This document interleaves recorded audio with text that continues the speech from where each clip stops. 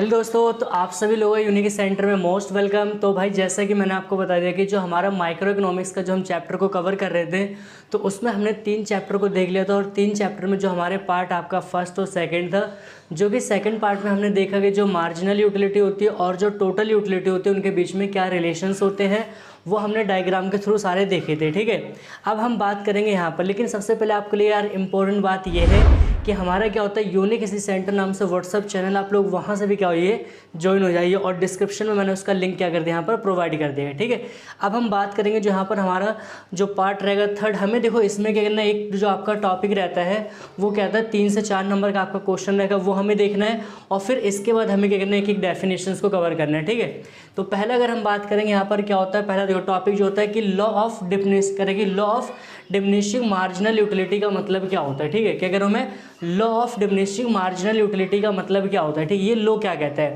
तो अगर देखो सिंपल सी बात है ना, देखो एग्जांपल अगर हम बात करें, सिंपल सी बात है ना कि जब आप कोई चीज़ कंटिन्यूसली लगातार खाते हो, जैसे मान लेते हैं दिवाली का सीज़न आता है। ठीक है, दिवाली का सीज़न आता है तो वहाँ पर क्या होता है, जो पहले डब्बे की जो मिठाई होती है ना, तो वहाँ पर क्या होता है कि भाई हमें ज़्यादा खाने का मन करता है। ठीक है, लेकिन जैसे आपने मान लो 2-4 पीस खाए, फिर उसके बाद आप दोपहर में खा रहे हो, फिर उसके बाद और बाद में खा रहे हो। ठीक है, तो इससे क्या होता है कि आपकी जो वहाँ पर क्या होता है यूटिलिटी लगातार क्या होती है, वहाँ पर वो डिक्लाइन होती रहती है। तो यहाँ पर देखो कहते हैं क्या कह रहे हैं कि according to this law when consumer consumes more and more units of a commodity, कि मान लो कोई भी कंज्यूमर होता है ना, वो किसी भी कमोडिटी क्या होता है ज़्यादा से ज़्यादा क्या होता है यहाँ पर क्वांटिटी को क्या करता है, कंज्यूम करता है। द मार्जिनल यूटिलिटी ड्राइव्ड, के जो मार्जिनल यूटिलिटी होगी क्या होगी, वो ड्राइव हो जाएगी, मतलब उसकी घट जाएगी। ठीक है, from the each successive units goes on the declining, और हर एक यूनिट पे क्या होगा कि जो भी उसकी मार्जिनल यूटिलिटी रहेगी क्या होगी, वो डाउन होती चली जाएगी। ठीक है, क्या करो, हर एक यूनिट पे उसकी मार्जिनल यूटिलिटी होगी वो डाउन होती यहाँ पर चली जाएगी। ठीक है, तो ये हमारा क्या कहता है, law of diminishing marginal utility. ठीक है, अब देखो कई बार आपसे पेपर में क्वेश्चन पूछा था ना कि जो ये लॉ होता है इसके हमें इसकी कुछ यहाँ पर कुछ इसकी मान्यता होती है, कुछ क्या होती है, अजम्पशंस होती है। ठीक है, तो यहाँ पर कह रहे हैं कि assumptions of law diminishing of marginal utility. ठीक है, देखो मान्यता का मतलब क्या होता है कि देखो अगर हमें इस लॉ को अप्लाई करना है, ठीक है, अभी हम आगे चल के पढ़ेंगे, मतलब लॉ ऑफ डिमांड होगा, लॉ ऑफ सप्लाई होगा। ठीक है, तो कह रहे हैं कि अगर हमें इस लॉ को अप्लाई करना होता ना, तो उसमें हमें कुछ चीज़ों को एज्यूम करके चलना पड़ेगा। क्या करना पड़ेगा, एज्यूम करके।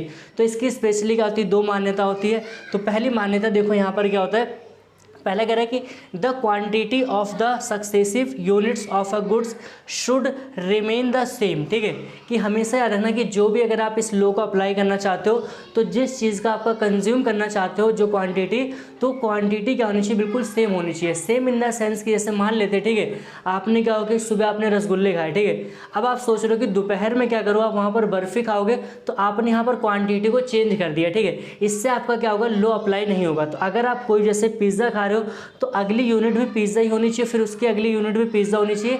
तो इस तरह से आपको क्वांटिटी यहाँ पर क्या होनी चाहिए, सेम होनी चाहिए। ठीक है, सेम होनी चाहिए। फिर कह रहे कि कह रहे कि in the quantity of the product, ठीक है, may not be helpful in the proving wool, ठीक है, द लो। ठीक है, अब देखो अगर ये हम करेंगे, ठीक है, अगर ये जो चीज़ें रहेगी, ठीक है, अगर ये चीज़ें कहेगी, तो यहाँ पर क्या होता है कि ये अगर आपका ये चीज़ें अप्लाई होती तभी जाके आपका ये क्या होगा, लो लागू होगा। ठीक है, अगर हम दूसरे की बात करते हैं, यहाँ पर दूसरा पॉइंट हमारा क्या कह रहे हैं कि कंज्यूमर कह रहे consumption of goods should be continuous. की दो, अब कोई भी चीज़ अगर आप कर रहे हो ना, ये लो लागू होने के लिए कि जिन चीज़ों का आप कंजप्शन कर रहे हो ना, उनका क्या होना चाहिए, कॉन्टीन्यूअस होना चाहिए, लगातार यूज़ होना चाहिए। लगातार इन द सेंस अगर हम बात करेंगे, तो जैसे आपने अभी खाया, ठीक है, मान लो आपने मॉर्निंग में, फिर आपने मान लो कि 10 से 11-12 बजे हो गया, फिर उसके बाद मान लो आप 1-2 बजे, तो आपका जो कंजप्शन होना चाहिए कंटिन्यूसली होना चाहिए। ठीक है, long gap in the consumption will alter the low. अगर आपने गैप वहाँ पर लिया, अगर आपने लॉन्ग गैप दिया, ठीक है, अगर आपने वहाँ पर लॉन्ग गैप लिया ना कंजप्शन के केस में, तो वहाँ पर क्या होगा, ये लो आपका अप्लाई नहीं हो पाएगा। क्लियर है यहाँ तक। तो ये आपकी 2 क्या होती है यहाँ पर, इसकी जो अजम्पशंस होती है। ठीक है, अब देखो एक लास्ट हमारा छोटा सा जो पॉइंट होता है यहाँ पर, कह रहे हैं कंज्यूमर इक्विलिब्रियम क्या होता है। क्या कह रहा हूँ, कंज्यूमर इक्विलिब्रियम क्या होता है। देखो कंज्यूमर इक्विलिब्रियम का मतलब क्या होता है, सिंपल ही बात है कि एक कंज्यूमर अपने आप को कहाँ पर सेटिस्फाई करेगा। एक जो कंज्यूमर होगा वो अपने आप को कौन से पॉइंट पे सेटिस्फाई करेगा, ठीक है।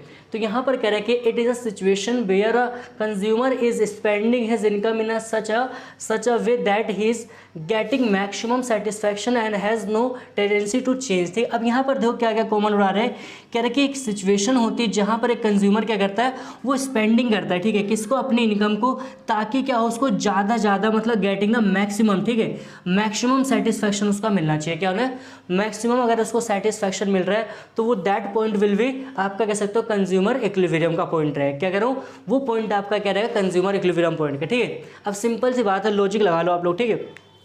आपने कोई सामान खरीदा, ठीक है, मान लेते हैं आपने 5 रुपये दिए, अब उससे सेटिस्फैक्शन हमें क्या हो रहा है, 10 रुपये के बराबर का मिल रहा है, तो कंज्यूम करेंगे, बिल्कुल करेंगे। क्यों, क्योंकि हमारे को क्या ज़्यादा मतलब पैसे से ज़्यादा सेटिस्फैक्शन मिल रहा है, ठीक है। अगर हम दूसरे पॉइंट की बात करें, जैसे मान लो 5 रुपये था, अब लेकिन आपको सेटिस्फैक्शन 8 रुपये का मिल रहा है, तो भी कोई दिक्कत नहीं चलेगा, क्योंकि आपका पैसा 5 रुपये लगेगा, सेटिस्फैक्शन 8 रुपये के बराबर, 3 रुपये तो मिल रहा है, ठीक है। तो एक ऐसा पॉइंट होगा, मैक्सिमम पॉइंट होगा, जहाँ पर क्या होता है, उसको ज़्यादा का सेटिस्फैक्शन मिलता है, तो उसी को हम क्या कहते हैं, यहाँ पर कंज्यूमर इक्विलिब्रियम, क्या कहते हैं उसको, कंज्यूमर इक्विलिब्रियम, ठीक है।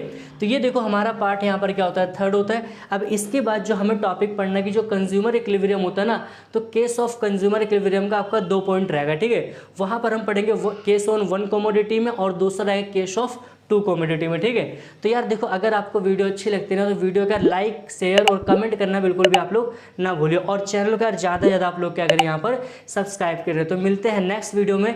Thanks for watching this video.